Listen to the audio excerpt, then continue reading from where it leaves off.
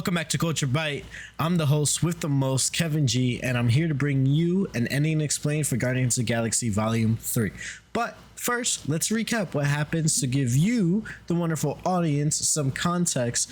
I'll put a timestamp where you can skip to for the actual ending explained. Spoilers ahead, don't say I didn't warn you. So let's recap what learned in this movie. We learned the reason the High Evolutionary wanted Rocket was because he was the only one that could problem solve, while Herbert's other creations could only go as far as rogue memorization. So he sent Adam Warlock after Rocket to collect, but Adam is still a baby, so he gets his ass beat by the Guardians and flies off, not before though fatally wounding Rocket. As Peter tries to use a med pack on Rocket, it hurts him in the process, and they discover that Rocket actually has a kill switch in him and he has 48 hours left to live. This is when we get all of the baby Rocket flashbacks, and I'm here for it. We see when Rocket first played tag with his friends in the cage. We even see when he first names himself Rocket. Lila and Teefs and Floor and me.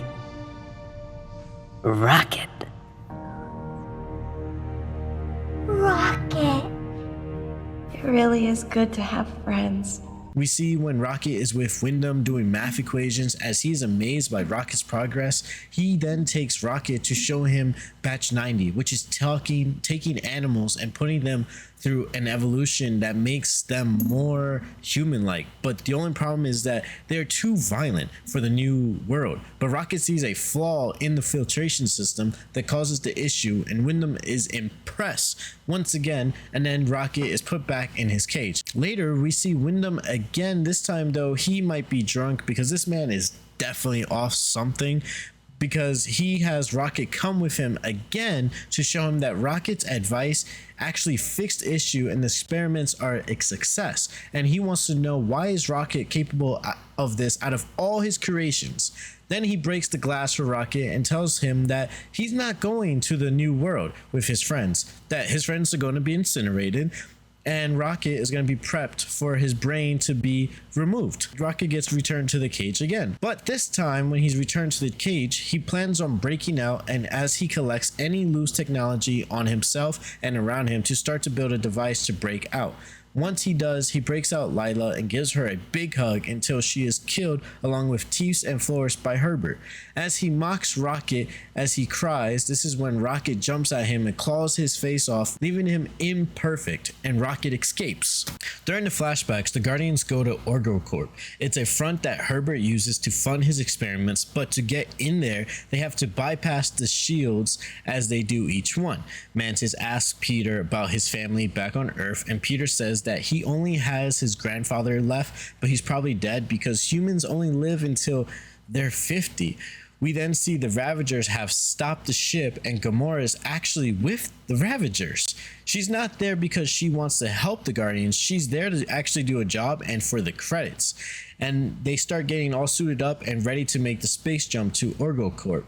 But the mission isn't too successful, though they do discover Herbert's planet of Counter-Earth. We are then taken to Counter-Earth and see how Herbert's animal society isn't perfect. It's flawed as humans are as well. And Herbert agrees with this and starts to actually blow up the planet little by little. Those poor animal creatures didn't know what to hit him. But he even manages to kill Aisha, Adam's mother, in an explosion. Quill and Groot have a battle in the High Evolutionary's headquarters, and to save Peter and Groot, Nebula, Drax, and Mantis all sneak onto the HQ themselves.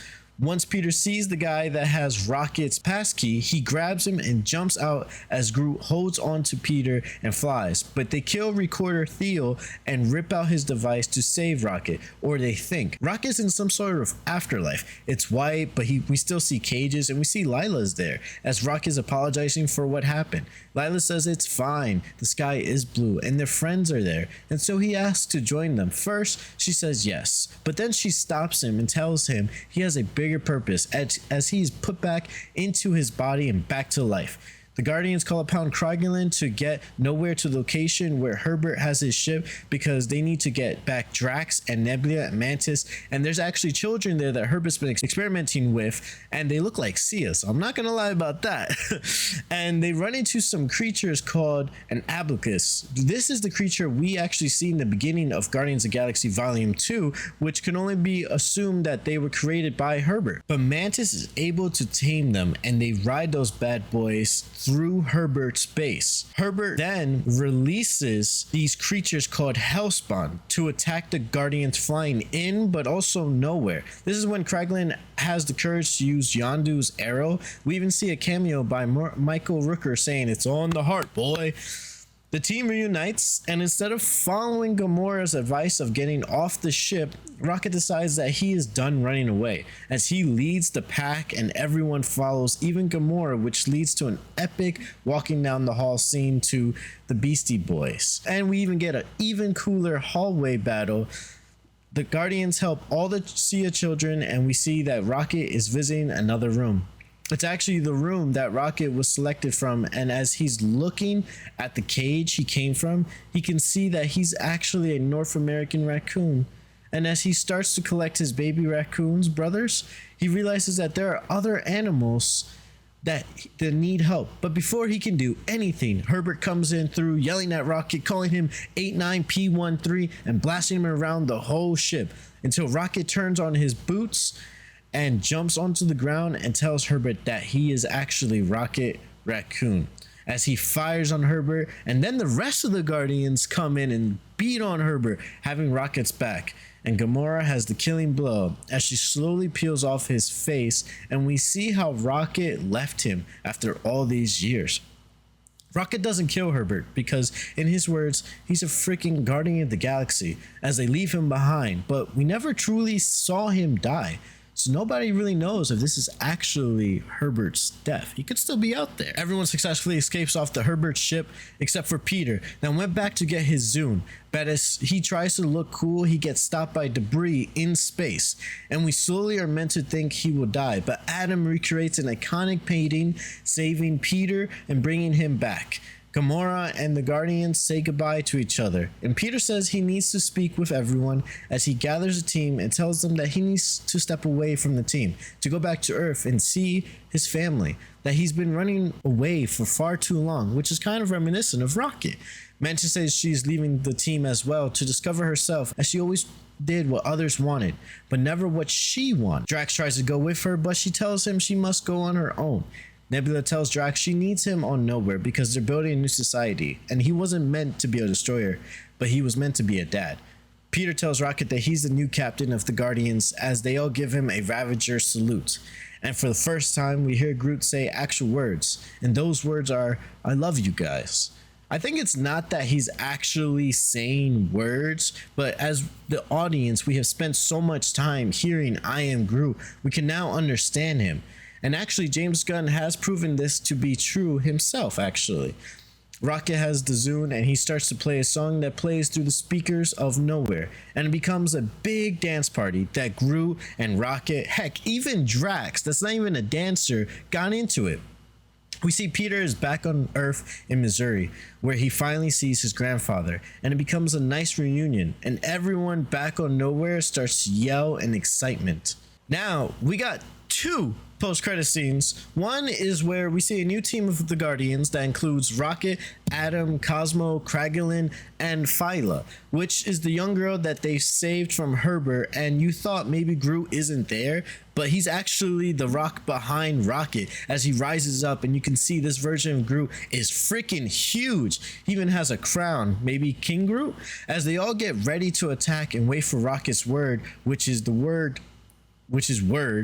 In the second post-credit scene, though, we see Peter eating breakfast with his grandfather as we see he's reading news. You can see in the headlines he's talking about Kevin's Bacon alien abduction, and one of the last things we see inside the car is that legendary Star-Lord will return, which I could see happening in Secret Wars.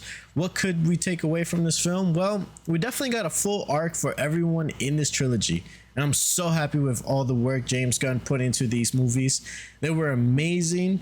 We got a new team for the Guardians, which I'm excited to see in action. Hopefully one day, and I'm curious to know, what is the being above all that made Rocket so special? The one that wasn't afraid from Herbert when he was picking who he wanted, or gave Rocket the ability to freely think. I also want to know what happened to Groot and why he continues to grow and get bigger, and who is Phyla? Well, she might actually be Phyla Vell, the original Captain Marvel's daughter, and she even becomes Quasar after she stole the quantum bands, which these bands might actually be the same ones that Kamala Khan has in Miss Marvel. Well, at least one of them she has. So there's a chance we can find out more in the Marvels movie, which does come out on November 10th.